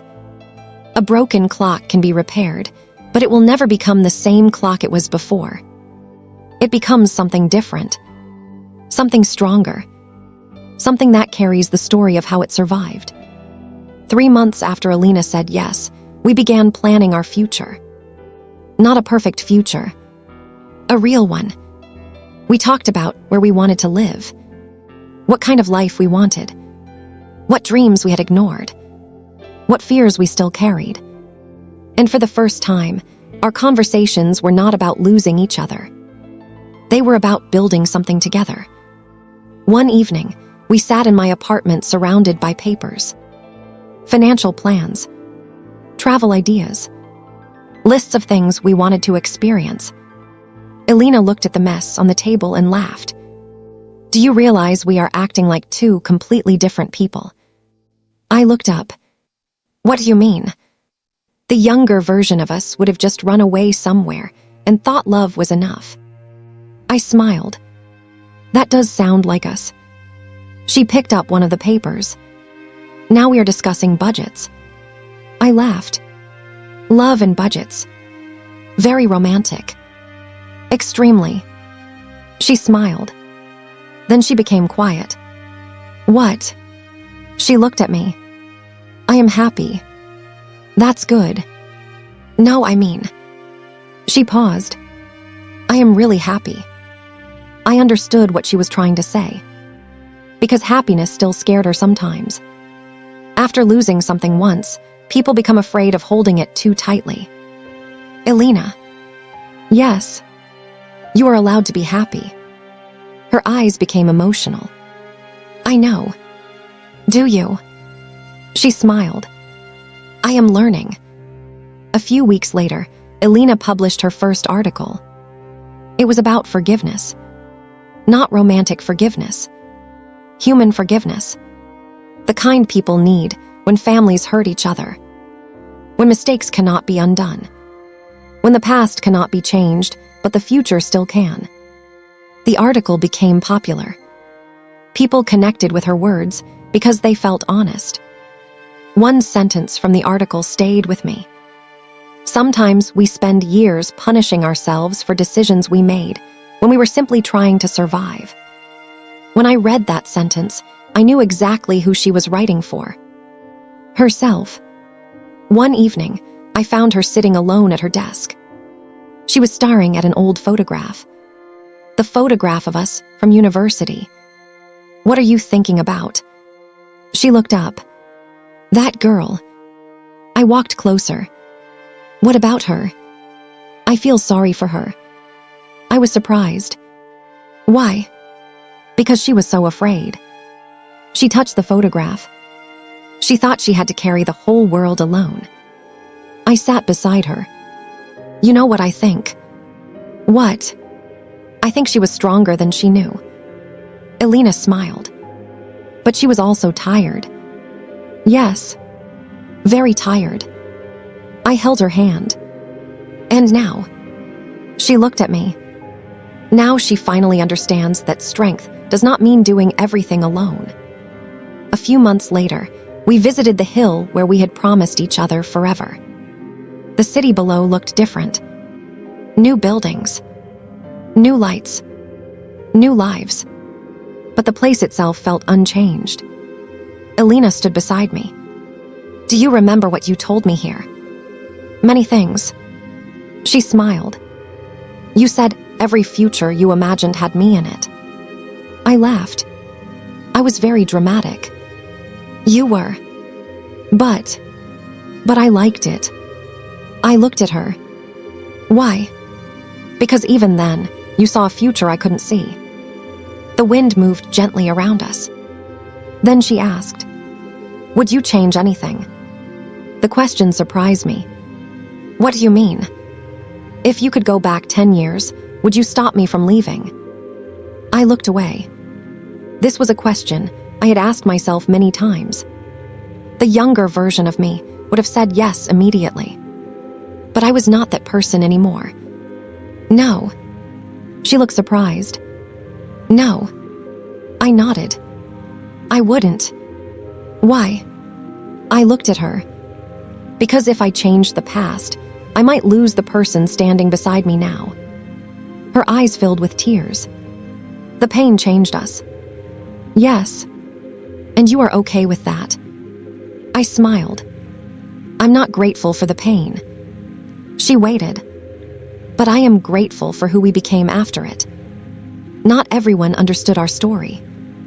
Some people thought waiting 10 years was foolish. Some thought we were romanticizing the past. Some believed love should be easier. But they did not know what we knew. Love is not always about finding someone who makes life simple. Sometimes it is finding someone who makes the difficult parts worth facing. One night, while walking home, Elena suddenly stopped. What happened? She looked at me. I just realized something. What? For 10 years, I thought I lost my chance at happiness. And she smiled. I didn't lose it. No. I just arrived late. I laughed. Late. Yes. 10 years late. Exactly. I shook my head. You always were bad with timing. She smiled. But you waited. I looked at her. Yes. Why? I thought about every lonely night. Every memory. Every moment when I wondered if she would ever return. Then I answered. Because some people are worth finding twice. A year after our reunion, we finally returned to the bookstore where we first met. The owner recognized us. You two came back. Elena smiled. Yes. He looked between us. I remember you. I laughed. Really? Of course. He pointed at Elena. She was arguing with a poetry book. Elena covered her face. I was not. You were. And he was listening to strangers. I smiled. I was curious. The old man laughed. Funny. What? When people meet, they never know they are standing at the beginning of a story. Those words stayed with me. Because he was right. We never know. The stranger sitting across from us. The conversation we almost ignore. The moment we almost miss. Sometimes, those small things become the most important parts of our lives. That evening, as we walked home, Elena asked, "Do you think our story is finished?" I smiled. No. Why? Because love stories don't end when people find each other. She looked at me. Then when do they end? I held her hand. They end when people stop choosing each other. She smiled. And will we? I looked at the woman who had been my greatest heartbreak and my greatest blessing. No. How do you know? Because once I waited 10 years for you. I squeezed her hand. And now I choose you every day.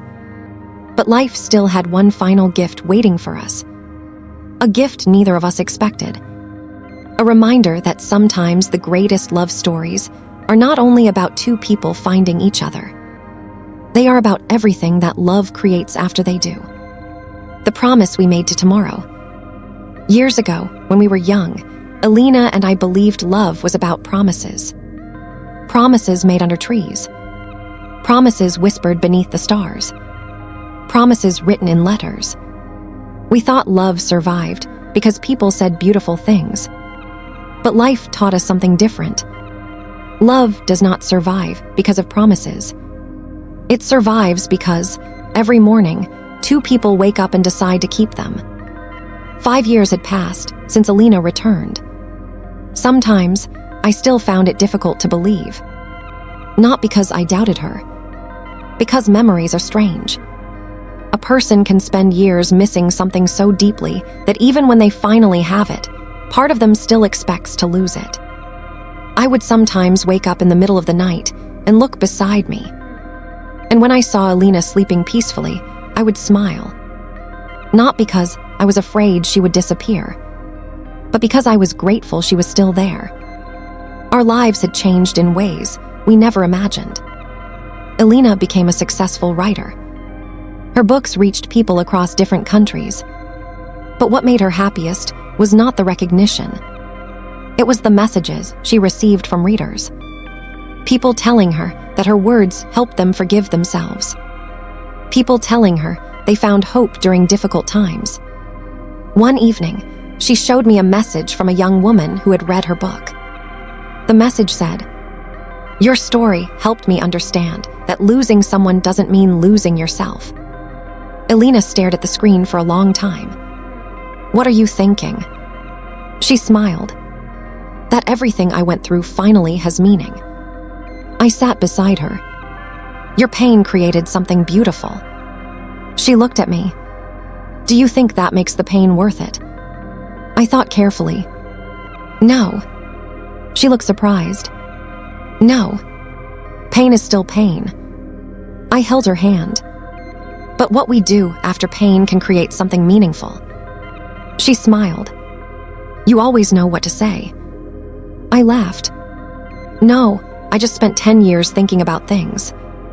We also built a home together. Not a perfect home. A real one. A home filled with books, unfinished projects, arguments about small things, and laughter that came unexpectedly. A home where we both felt safe. One evening, Elena was cooking dinner while I was trying to help. Trying. Not succeeding. "You are cutting vegetables incorrectly." I looked offended. "There is an incorrect way." "Yes." "How?" She looked at my work. "This." I laughed. "After all these years, you still criticize me." "Of course." "Why?" "Because someone has to keep you humble." I smiled. The truth was, I loved moments like that. Because they were ordinary. And ordinary moments were something we almost never got to have. One weekend, we returned to the university. We walked through the old campus.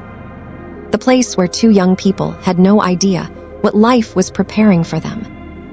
The tree where we used to sit was still there. Older. Larger. Stronger. Just like us. Elena touched the tree. I wonder what those two people would think if they saw us now. I smiled. They would probably be shocked. Why? Because they thought they understood love. She laughed. And now I know they had no idea. Really? Yes. She looked curious. What do you know now? I looked at her. That love is not about never losing someone. She waited. It is about finding each other again. That evening, while walking home, Elena became unusually quiet. What happened? She smiled. Nothing. I raised an eyebrow. You learned from me. Now I know when you say nothing, something is happening." She laughed. "Maybe." "What is it?" She stopped walking. Then she took my hand. "I have something to tell you." Her expression was different. Not fear. Not sadness. Something else. Something warm. "What?" She smiled. "We're going to have a baby." For a moment, I forgot how to react. The world became completely still. "A baby?" She nodded. I looked at her, then at her hand, then back at her. "Are you serious?" She laughed through tears. "Yes." I don't remember exactly what I said next. I don't remember whether I laughed or cried first. I only remember holding her. Holding the woman I thought I had lost forever. The woman who had returned. The woman who had taught me that some things are worth waiting for. That night, after she fell asleep, I sat beside the window. The city was quiet. Rain was falling softly. The same rain that had appeared so many times in our story. I held the old silver pendant in my hand. 10 years ago, this pendant represented a goodbye. Now it represented something completely different. A journey. A reminder. A promise that survived. When our daughter was born, Elena held her for the first time and cried. Not because she was sad, because she was overwhelmed. After everything she had lost, she had gained something she never imagined. A new beginning. I watched Elena looking at our daughter, and I understood something. The girl who once believed she had to leave to protect the people she loved had become a woman who finally understood that love was not about disappearing. It was about staying. Years later, our daughter asked us about the story of how we met. She was sitting between us on the sofa, holding an old photograph. "Is this really you too?" I laughed. "Yes. You look so young." Elena smiled. "We were. Did you love each other then?" I looked at Elena. She looked at me. Then she answered. "Yes." Our daughter smiled. "Then why didn't you get married immediately?" We both laughed. Because how do you explain 10 years of life to a child? How do you explain that sometimes love has tea,